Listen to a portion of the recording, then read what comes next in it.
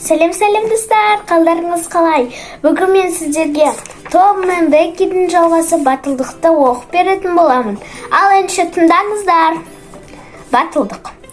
Бір сағат өтті. Жаттауды оқыған оқушылардың көңілінен сыныптағы ауа біртүрлі ұйқы келтіреді. Доббис мырза үстелдің жәшігін ашты да кітапқа қолын созды. Алсам ба, алмасам ба дегендей кідірді. Балалардың көбі оның бұл қимылына жай ғана қарады. Ал олардың ішінде екеуі шыдамсыздана күтті. Доббис мырза әуелі кітапты сипады. Сонан соң қолын алып, орындыққа дұрыстап отырды да оқуға кірісті. Том Беккиға қарап қойды. Ұсқыны жоқ мергеннің көздеуіне іліккен үркек қоянға ұқсап әрең отыр. Том сол бойда онымен керісіп қалғанын ұмытып кетті. Тезірек көмек беру керек. Жағдайдың қиындығы сол, бір нәрсені ойлап табатын уақыт жоқ. Тамаша, керемет ой келді. Ол жүгіріп барып кітапты алып есіктен шығып кетеді. Бірақ мұғалім кітапты ашып үлгерді. Сәл ертерек қимылдап сол сәтті ұтымды пайдаланса ғой.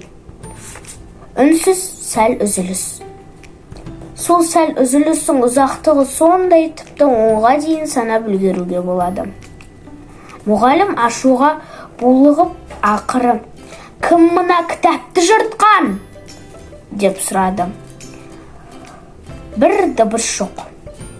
Түйреуіштің түсіп кеткенін де естуге болатын бәрі үнсіз.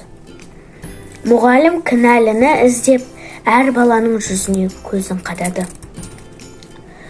Бенджамин Роджерс, сен бе кітапты жыртқан? Жоқ, ол емес. Тағы тыныштық. Джозеф Гарпер, сен бе? Жоқ, ол да емес. Мұғалім балалардың қатарынан қарап болып қыздар жаққа бұрылды. Эмми Лоуренс, қыз басын шайқады. Грейси Миллер, ол да солай. Ендігі кезек Бекки Тэтчер. Томның сол қол аяғы бірдей дірілдеп кетті. Жағдай өте қиын еді.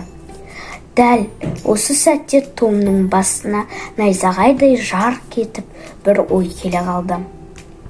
Ол орнынан атып тұрып, «Мұны жасаған мен!» деп айқайлап жіберді. Том 1 минуттай тұрды да шашылған ойларын жинап, жазаны қабылдау үшін алға шықты. Беккидің көзіндегі таңдану алғыс оған білдірген марапатта еді. Осымен біздің батылдық мәтініміз аяқталды, достар. Бұл батылдық дегеніміз Томның Беккиді қорғағанына байланысты. Егер де бұл мәтін сіздерге ұнаса, менің арнама жазылып, лайк басуды ұмытпаңыздар. Всем пока-пока!